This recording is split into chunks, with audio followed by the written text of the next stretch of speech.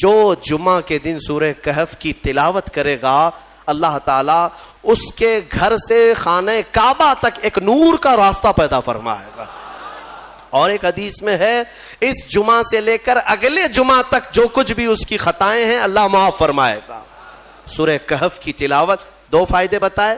تیسرا سنو, سورہ کہف کی شروع کی 10 آیتیں جسے یاد ہو گئیں, سورہ کہف کی شروع کی 10 آیتیں جسے یاد ہو گئیں, میرے آقا فرماتے ہیں دنیا کا سب سے بڑا فتنہ دجال اللہ اس سے بھی اسے محفوظ رکھے گا.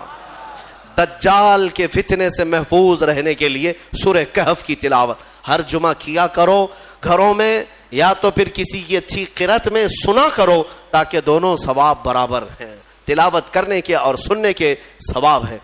کہف ایک غار کا ذکر ہے جس میں اللہ تعالیٰ نے چند ایمان والوں کی فضیلت بیان کی ہے.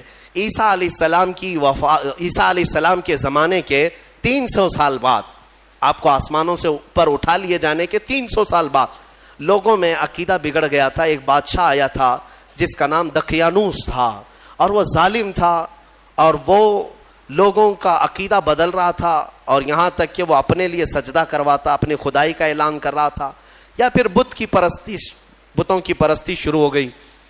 لیکن اس زمانے میں لوگ ڈر کے مارے گھر واپسی کرنے کی بات جیسے ہو رہی ہے ویسی ہی بادشاہ اپنے پیسوں کے بلبوتے ان کو یہ کہلاتے کہ تمہارا دین الگ ہے, تم الگ دین میں آئے تھے, واپس آ جاؤ.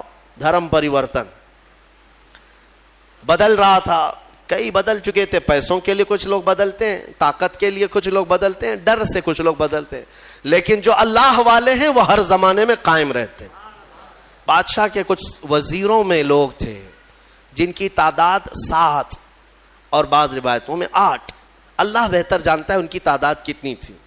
یہ الگ الگ لوگ تھے, یہ ایمان والے لوگ تھے جو اللہ پر ایمان رکھتے اور آخرت پر ایمان. اب وہ جو ذکر کرتا اسے مار دیا جاتا.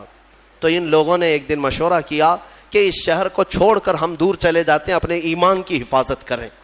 اب یہاں ایمان بچانا بہت مشکل ہو گیا ہے, ورنہ بادشاہ کے سامنے سر جھکانا پڑے گا, شرک اور کفر کرنا پڑے گا. ہم چلتے ہیں شہر سے باہر.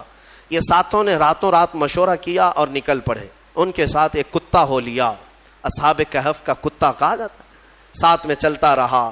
اور یہ لوگ آبادی سے بہت دور نکل کر باہر گئے, اور ایک غار تھا, اس غار میں ان لوگوں نے رات کو پناہ لی, سونے کے لیے چلے گئے.